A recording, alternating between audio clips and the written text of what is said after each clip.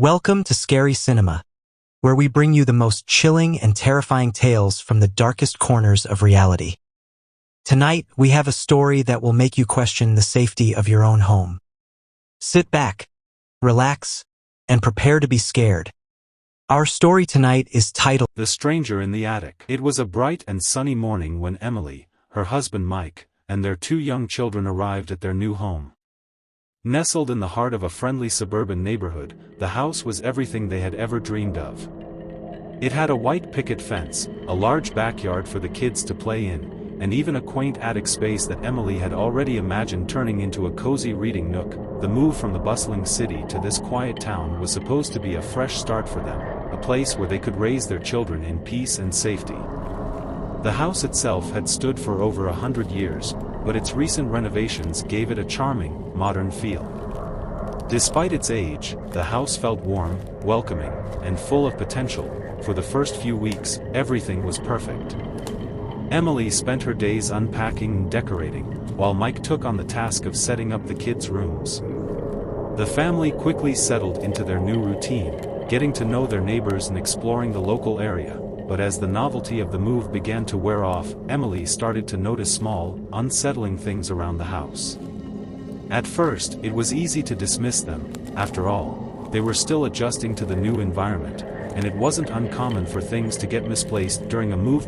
One evening, as she was tidying up the living room, Emily noticed that the TV remote was missing. She searched high and low, eventually finding it on the kitchen counter, a place she was certain she hadn't left it. A few days later, a similar thing happened with her car keys.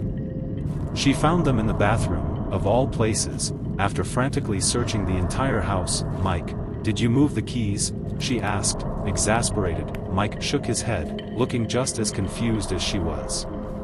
"No, I haven't touched them. Maybe the kids were playing with them." But the kids, when asked, denied it. They were too young to be playing pranks, and besides, they didn't even know where Emily kept her keys. As the days passed, more and more small objects seemed to vanish only to reappear in odd places. Books were found stacked neatly on the floor instead of on the shelves. Toys were scattered across the house after being put away. And once, Emily even found a picture frame turned face down on the mantel. Though these incidents were strange, they weren't particularly frightening. Emily tried to laugh them off, telling herself it was just part of living in an old house. Maybe the house was still settling, or maybe they were just too preoccupied with the move to remember where they put things. But soon, things escalated. It started with the noises. At first, they were faint, just a light shuffling or a soft creaking coming from above. Emily noticed them at night, after the kids had gone to bed and the house was quiet. She assumed it was the house settling, or perhaps an animal had gotten into the attic. Mike agreed and decided to investigate. One Saturday afternoon, Mike pulled down the attic ladder and climbed up to take a look. The attic was dark, dusty, and filled with the usual forgotten items: old boxes, Christmas decorations, and some outdated furniture left behind by the previous owners. Mike searched every corner, but he didn't find any signs of animals or anything else that could have caused the noises. "Probably just the wind or the house creaking," he said as he descended the ladder, but Emily wasn't convinced. The noises continued, and soon they became more distinct: footsteps, slow and deliberate, moving across the attic floor. Every night, Emily lay in bed, her heart pounding, listening as the footsteps moved back and forth. It was as if someone was pacing just above their heads. Mike insisted it was just her imagination, but Emily knew what she heard. There was someone, or something, up there. One night, after yet another sleepless night, Emily finally reached her breaking point. She grabbed Mike's arm as he lay beside her, his eyes closed in a futile attempt to ignore the noises. "Mike, you need to go up there again. Something's not right. Please," she pleaded, reluctantly. Mike agreed. This time, he was determined to put her mind at ease. He grabbed a flashlight and a baseball bat for good measure and climbed up into the attic once more. Emily stayed at the bottom of the ladder, her breath held as she listened to the sounds of Mike moving around above her. "Anything?" she called up after what felt like an eternity. "Nothing," Mike replied, his voice echoing in the empty space. There's nothing up here, Em. Maybe it's just the house settling, or, he stopped mid-sentence. Emily's heart skipped a beat. What is it?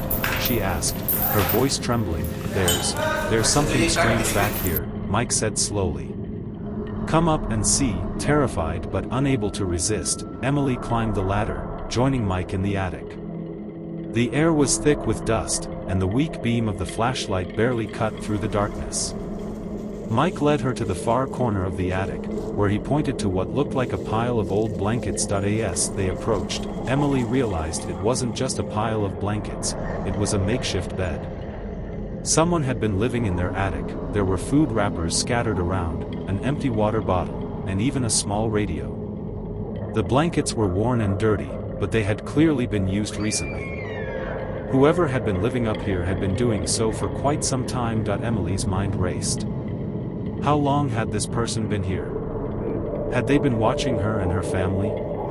The thought made her skin crawl. She turned to Mike, her eyes wide with fear. We need to call the police, she whispered. They scrambled down the ladder, locking the attic behind them. Emily's hands shook as she dialed 911, her voice trembling as she explained the situation to the operator.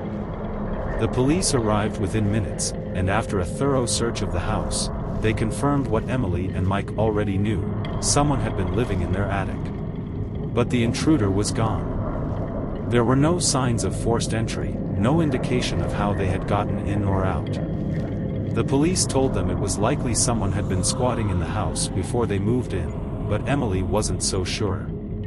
The thought of someone living above them, watching them, possibly even coming down into the house while they slept, was too much to bear. The family didn't stay in the house much longer. Within a few weeks, they packed up and moved out, unable to shake the feeling of being watched. Emily never felt safe in a house again. The thought of the intruder, whoever they were, lurking in the shadows of her home was a nightmare she couldn't escape. To this day, Emily wonders who that person was, what they wanted, and why they chose her family. She'll never know for sure. But one thing is certain: some horrors are all too real, and sometimes, the scariest monsters aren't the ones under your bed, but the ones living just above you. Always be aware of your surroundings, even in the comfort of your own home. You never know who or what might be lurking in the shadows. Thank you for watching Scary Cinema. If you enjoyed the story, don't forget to like, share, and subscribe for more terrifying tales.